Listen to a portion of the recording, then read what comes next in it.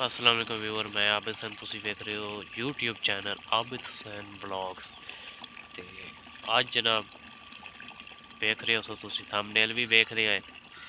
ਅਸੀਂ ਆਪਣੇ ਪਿੰਡ 'ਚ ਆਏ ਹੋਏ। ਪਿੰਡ ਸਾਡੇ ਅਸੀਂ ਰਹਿੰਦੇ ਵੀ ਪਿੰਡ 'ਚ, ਅਸੀਂ ਕਿਹੜੀ ਪਿੰਡ ਤੋਂ ਬਾਹਰ ਗਏ ਨਹੀਂ। ਤੁਹਾਨੂੰ ਅੱਜ ਵਲੌਗ ਦੇ ਸਰਸਬਜ਼ ਖੇਤ ਵੀ ਖਾ ਰਹੇ ਆ ਜੀ। ਕਣਕ ਵੇਖੋ ਜੀ, ਸਰਸਬਜ਼। ਮੈਂ ਕਿਹਾ ਜੀ ਅੱਜ ਆਪਣੇ ਵਿਊਅਰ ਨਾਲ ਖੂਬਸੂਰਤੀ ਵਿਖਾਉਂਦੇ ਆ ਆਪਣੇ।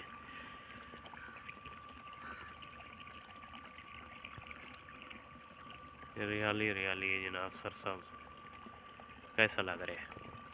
तो उस तो पहले मजीद गपशप मारन मजीद तुहानू अपने स्प्रे होंदी पई कड़ी विखाउण तो पहले ना जनाब, तो मैं गुजारिश करना चैनल सबसक्राइब कर लो, तो वीडियो लाइक कराए, तो अच्छे कमेंट कराए, अपनी राय का इजहार कराए। चलते हैं जी।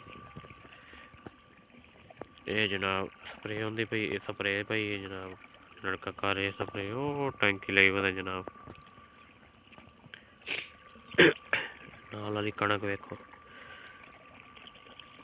ये पानी जनाब लोड़ा है सीधा जासी ओ फ्रंट ते, उतो टैंकी शैंकियां भर ले सी बंदा है स्प्रे वाला ही अपना मेरा है, मारदा बंदा नहीं है।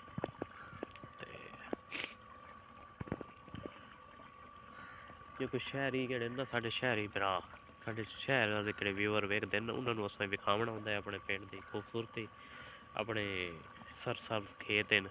ते पिंडां वाले जेह्ड़े होंदे न, पिंडां वाले ते रहांदे असीं भी थाइयें, ते जेह्ड़े शैह्रां वाले होंदे न, ओह् पिंडां दा माहौल वेखना चांह्दे न, पिंडां दा खेतां दा जी, किवें सरसब्ज खेतां होंदियां न जी, किवें पिच्छे वेख रहे हो मेरे बिल्कुल इ'यो दा माहौल।